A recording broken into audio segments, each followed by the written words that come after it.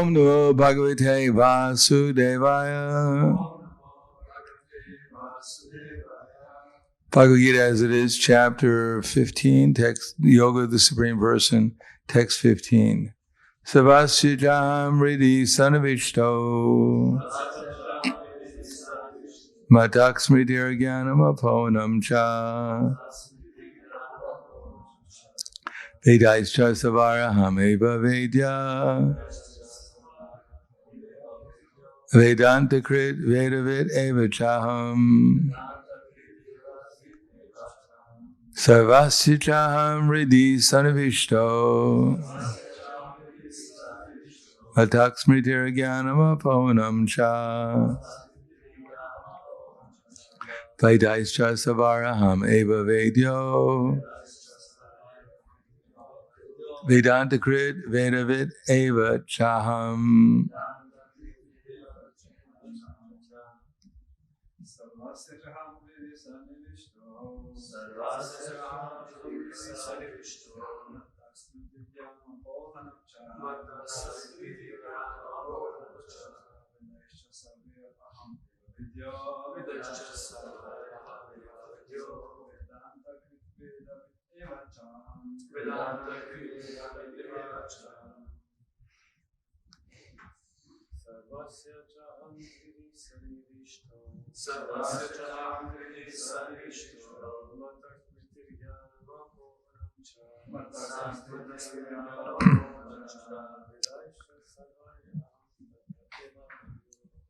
Savaraham Eva Vedyo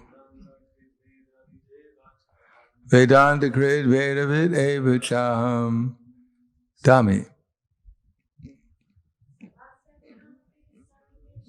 Sarvasijaham Ridi Sanavishto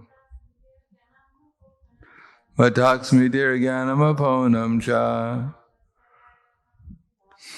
Vedanti Sutita Eva Vedyo Vedanta Krit Vedavit Eva Chaham. Sarvasya, of all living beings, Cha, and Aham, I, Ridi, in the heart, Sanavishta, situated, Mataha, from me, Smriti, remembrance, Jnanam, knowledge, Aponam, forgetfulness, Cha, and Vedai, by the Vedas, Cha, also, Sarvai, all, Aham, I am, Eva, certainly, Vedya, knowable, Vedanta Krit, compiler of the Vedanta, Vedavid, the knower of the Vedas, Eva, certainly, Cha, and Aham, I. Translation and purport by His Divine Grace, A.C. Bhaktivedanta Swami Srila Prabhupada. I am seated in everyone's heart, and for me come remembrance, knowledge, and forgetfulness. By all the Vedas I am to be known. Indeed, I am the compiler of Vedanta, and I am the knower of the Vedas. Purport. The Supreme Lord is situated as Paramatma in everyone's heart, and it is from Him that all activities are initiated. The living entity forgets everything of his past life, but he has to act according to the direction of the Supreme Lord, who is witness of all his work. Therefore, he begins his work according to his past deeds. Required knowledge is supplied to him, and remembrance is given to him, and he forgets also about his past life. Thus, the Lord is not only all-pervading, he is also localized in every individual heart. He awards the different fruit of results. He is worshipable not only as the impersonal Brahman, the Supreme Personality of Godhead, and the localized Paramatma, but as a form of the incarnation of the Vedas as well. The Vedas give the right direction to people so that they can properly mold their lives, come back to Godhead, back to home. The Vedas offer knowledge of the Supreme Personality of Godhead, Krishna, and Krishna in his incarnation as Vedavyas is the compiled Vedanta Sutra. The commentation on the Vedanta Sutra by Vyasadeva in the Srimad Bhagavatam gives the real understanding of the Vedanta Sutra.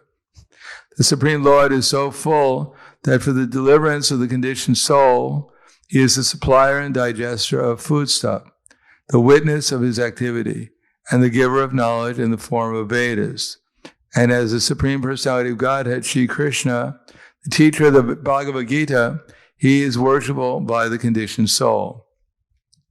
Thus God is all good, God is all merciful. Antak pravishtak shasta jnanam jananam.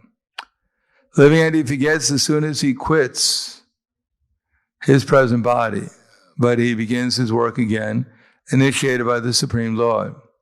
Although he forgets, the Lord gives him the intelligence to renew his work where he ended his last life. So not only does the living entity enjoy or suffer in this world, according to the dictation from the Supreme Lord situated locally in the heart, but he receives the opportunity to understand the Vedas from him. If one is serious about understanding Vedic knowledge, then Krishna gives the required intelligence. Why does he present the Vedic knowledge for understanding? Because the living entity individually needs to understand Krishna.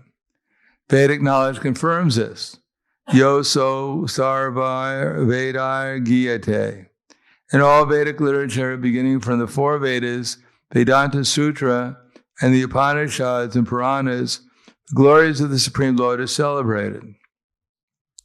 By performance of Vedic rituals, discussion of the Vedas, philosophy, and worship of the Lord in devotion. By performance of Vedic rituals, discussion of the Vedic philosophy, and worship of the Lord in devotional service, he is obtained. Therefore, the purpose of the Vedas is to understand Krishna. The Vedas give us direction by which to understand Krishna and the process of realizing him. The ultimate goal is the Supreme Personality of Godhead. Vedanta Sutra 1.4 confirms this in the following words. Tat tu samanvayat. One can attain perfection in 3 stages. By understanding Vedic literature, one can understand his relationship with the Supreme Personality of Godhead. By performing the different processes, one can approach him, and at the end one can attain the supreme goal, who is no other than the Supreme Personality of Godhead. In this verse, the purpose of the Vedas, the understanding of the Vedas, and the goal of the Vedas are clearly defined. Savasyajaham ridi sanavishto matak smritir jnanam aponam cha vedaisha savaraham eva vedya vedanta krid vedavid eva chaham. I am seated in everyone's heart, and from me comes remembrance, knowledge, and forgetfulness. By all the Vedas I am to be known. Indeed, I am the compiler of Vedanta, and I am the knower of the Vedas. Namo Vishnu Vidaya Krishna Prasthaya Bhutale Srimate Bhaktivedanta Swami Namane Namaste Saraswati Deve Gauravani Pacharane Nirvishesha Srinivadi Paskadyade Satarne.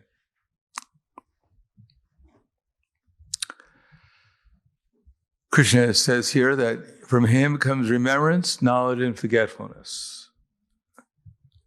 So every living entity has remembrance, every living entity has forgetfulness, and every living entity has remembrance. So for the devotee, Krishna helps the devotee remember him and forget Maya, and he gives the intelligence to do that. And for the non-devotee, Krishna helps the non-devotee forget him, so he never has to think about Krishna. And he helps the non-devotee remember everything except for Krishna. And he gives him all kinds of knowledge to help him do that. Now the point is that Krishna is always helping all living entities. And therefore in the second canto of the Srimad Bhagavatam, chapter 2 is called Lord in the Heart, text number 35. Do we have the second canto here? We have our trustee. Anyhow, we have the all-pervading smartphone for stupid people.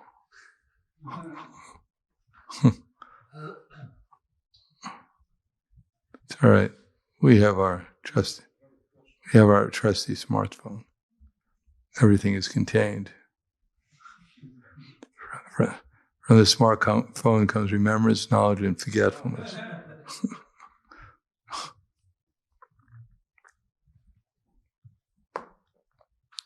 So we look at the second canto of Srimad Bhagavatam, second chapter, the law in the heart, and we go to text 35.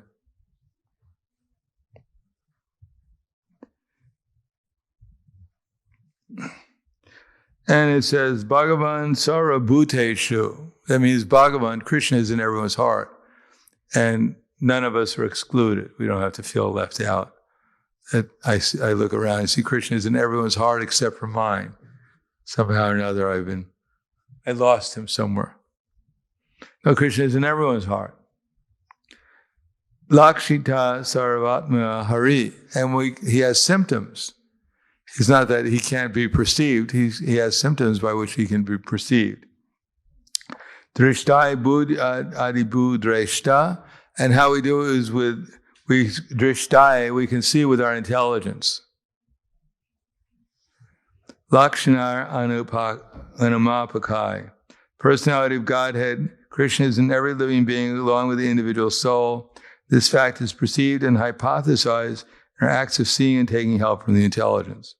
So we can see how Krishna is present if we use our intelligence.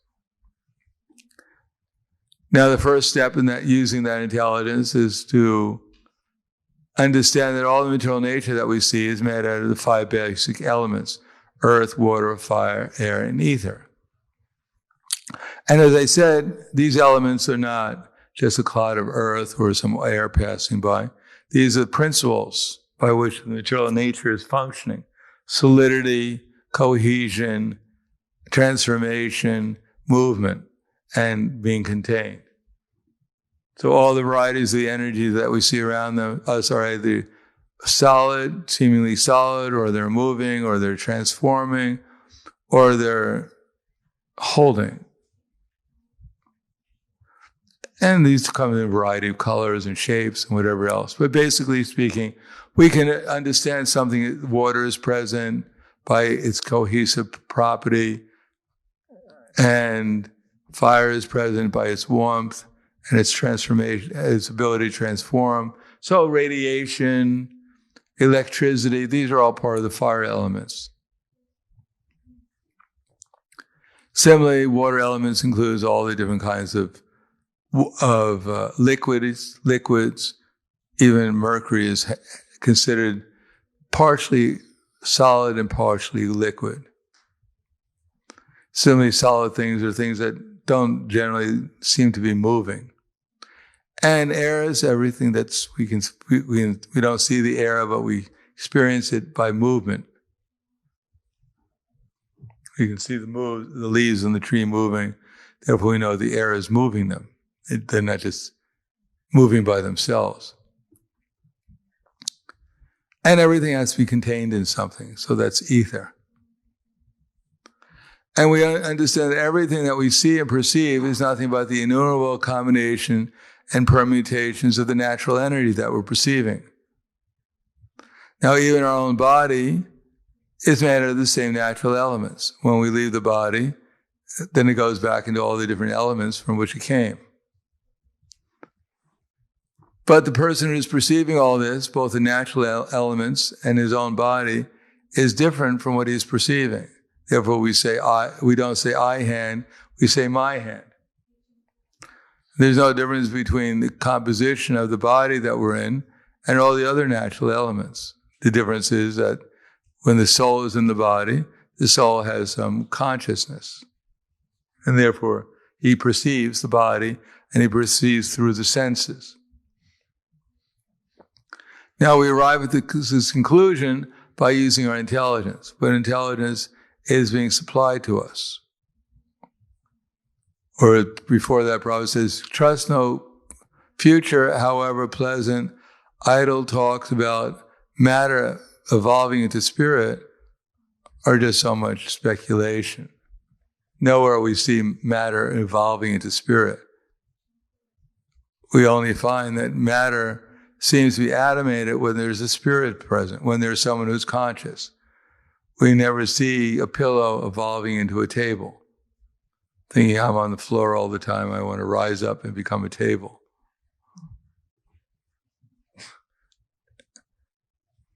Pillow's completely happy being on the floor. It likes the association of the devotees, especially when a devotee is on a pillow, it keeps it warm.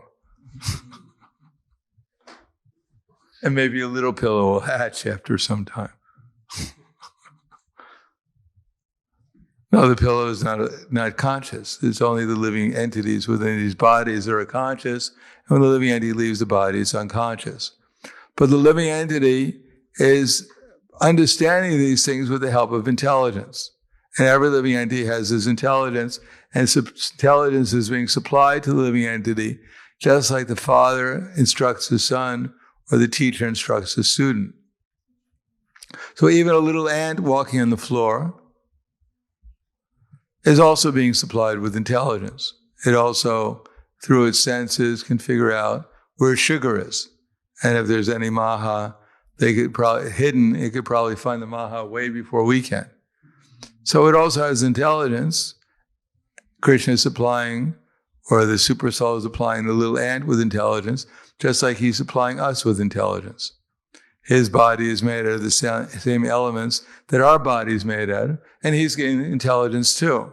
But the form of his intelligence that he's being given cannot perceive beyond a certain, is limited to the kind of senses he's situated into. Therefore, although some senses are stronger than ours, others aren't. And the level of intelligence he's being supplied is different. So we may think, well, if I was an ant, if I tried real hard, I could maybe think really intelligently. But actually, intelligence is being supplied to us. It's not something that we're innately manifesting due to our nature. It's something that's supplied to us in conditioned life, and that's about as much as our intelligence, the spirit soul's intelligence, is able to perceive. In other words, our intelligence only manifests in the material world in proportion to the intelligence that Krishna gives us. Krishna doesn't give us intelligence, we don't have intelligence. And Krishna is giving us intelligence according to what we deserve and what we desire. And therefore, if Krishna doesn't give me intelligence, I may try and touch my ear. And I may go like that because I don't know how to do it. But if Krishna gives me intelligence, then I can do it like that. So it depends on what kind of intelligence Krishna is giving me. Some people, Krishna doesn't give them the intelligence because they, for one reason or another, and they try to go like that.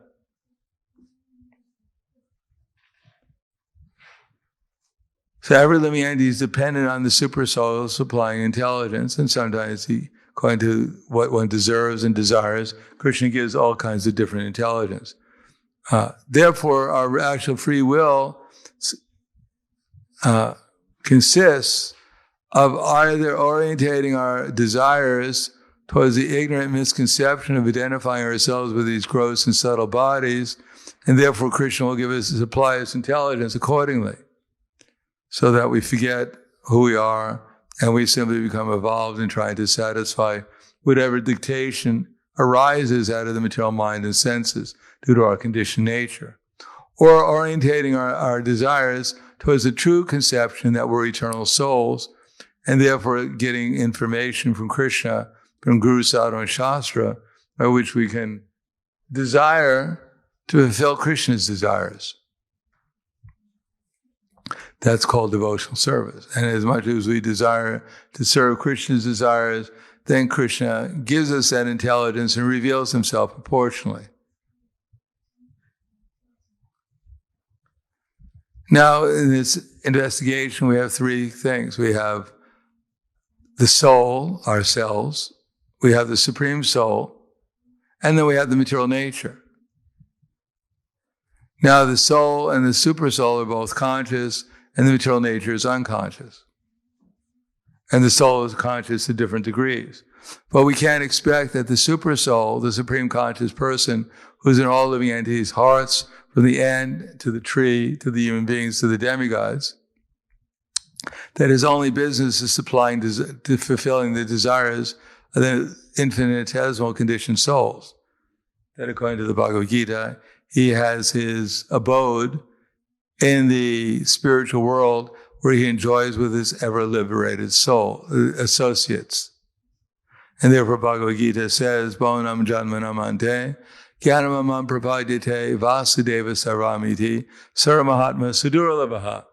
After passing through many births and deaths, one who's actually knowledge surrenders unto me, knowing me to be the cause of all causes and all that is. Such a great soul is very rare. So as explains in this verse, the whole purpose of the Vedas is to bring us to the point to understand that Krishna is the Supreme Personality of Godhead, and we should surrender to his instructions so that he'll reveal himself to us and we can go back to the spiritual world. Otherwise, we'll simply be put into different species of life, and Krishna will supply us intelligence, how to act like a dog, how to act like a cat, or a hog, or a bird, or a tree. Krishna will give us that intelligence if that's what we want. And then we'll enjoy life, so-called, as a tree, as a demigod, as a bird, as a beast, as a bug. So I'll stop there. Thank you. Any questions?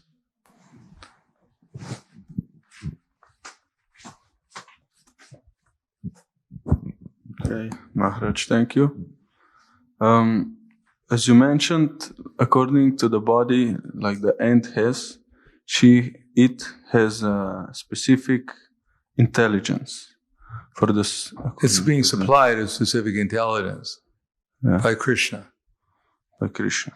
There's a certain number, the ant also has a mind, and the mind will have a certain amount of desires flowing through it. And Krishna, the ant, will desire to fulfill those desires because that's his whole realm of experience. And Krishna will give the intelligence. So, according to the sense, if someone purifies his senses, does intelligence also gets purified?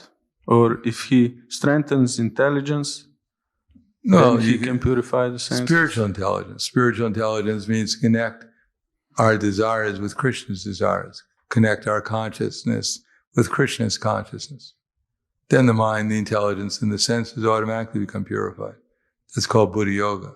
But if we try to purify our senses through karma yoga, by doing dutiful action, or by Jnana yoga, or intellectually and by Ashtanga yoga, that's only the lower ones should already been purified.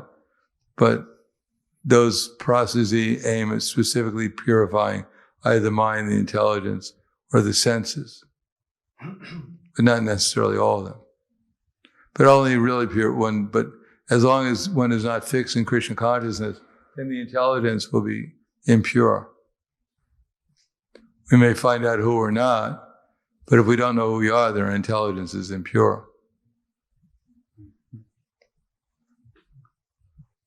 It's not spiritual, it's material, that's why it's impure. Well, if you don't know who you are, you're obviously in the material. That's what material energy means. Okay. Otherwise, it's all spiritual energy, but this material nature is just helping us forget who we are and who Krishna is. I have one more question. Okay. I was thinking about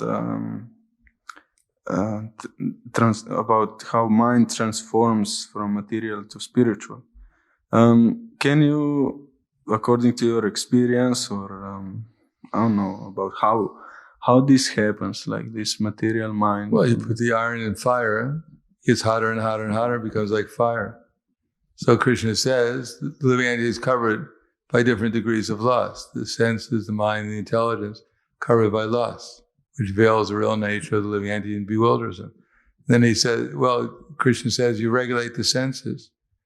And when you regulate the senses and you're able to fix the mind on Krishna, if Krishna appears, then lust, anger, greed, all these impurities that get burnt away, just like the blazing fire turns firewood to ashes.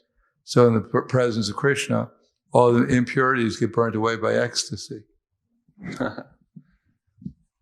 It's the ecstatic love for Krishna that burns away all the impurities. Therefore, anyone who's experienced any ecstasy in Krishna consciousness, after that, you can look around, you can see things more clearly.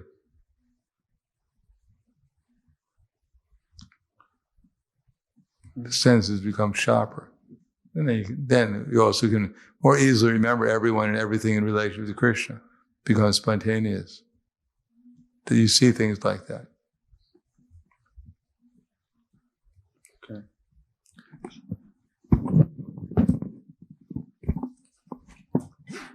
Sometimes at a public program, when I give a lecture to the audience, people have questions and I provide answer to the best of my knowledge. And I'm not quite happy with my answer. It's okay, but not very convincing. And then maybe 1, 2, or 3 hours after the event, a fantastic argument pops up in my mind. And then I'm wondering why Krishna didn't give me this knowledge and remembrance at the time when I was answering the question.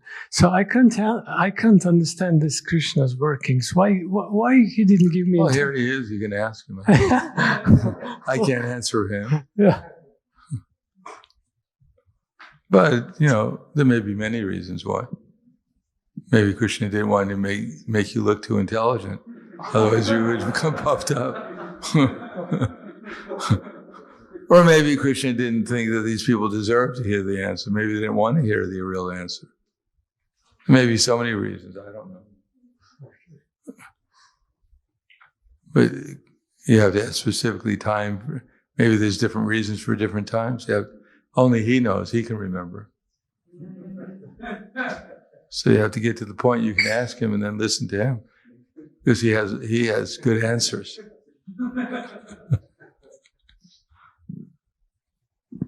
Anything else? Yeah.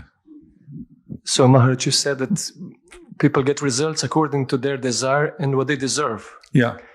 So maybe with some exceptions, that basically people, if I ask them, they don't want to get to the lower species, like becoming a dog or a hawk or something, No, they do. So this is a subtle, they don't even know what they desire. No, they know what they desire, but they desire the things that will qualify them to become a dog or a hog or an amoeba. They're doing those things. So they're not consciously thinking, let me become an amoeba, but they're doing the things that will qualify them to become an amoeba. Different human form of life, you're supposed to have an opportunity to find out what you're going to do. Just like if you want to rent an apartment, you have to work. Now, if you decide I'm not going to work so hard, I'm just going to, get a small amount of money, then you get a small apartment. That's what you're desiring. By your work, you'll get what you deserve. So it's not like I want a big apartment, but you got to work for it. If you want a big apartment, not just desire it. You have to work also. And if you work and you get a lot of money, and then you desire a small apartment, maybe you can get a small apartment. So you have a lot of extra money. You're just not utilizing it.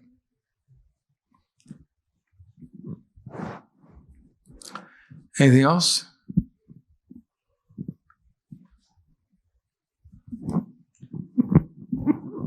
Hare Krishna Maharaj, I have a question towards the Shastras and Vedic knowledge.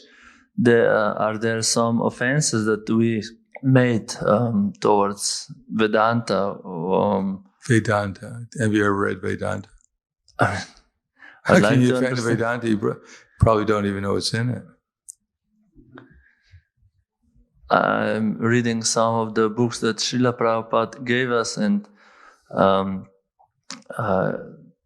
anyhow, don't worry so much. Don't spend your whole time worrying about making offenses. Spend your time worrying about how to do things nicely for Krishna and his devotees. As far as offenses, just coming into the material world was an offense. And after that, everything we did was wrong. So at least now we're trying to do something right. knowing, just like if a criminal's in the jail and he's thinking that, how did I ever get here? I must have done, I couldn't have done anything wrong. No, just the fact that you're in a jail means that you're a criminal.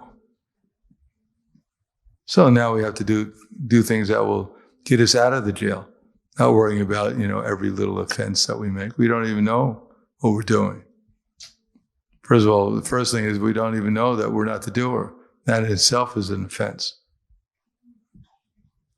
So let's do something for Krishna, and then gradually Krishna will recognize we're trying to do things nicely. But the best thing is, this like offense is called aparad.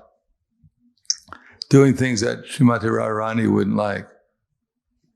But aparada is Srimati Radharani, aparada, apa against Srimati Radharani. So do something for her that will please her, and then you won't be offending anymore.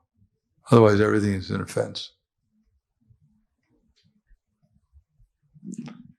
Thank you. Anything else? Thank you. Yes.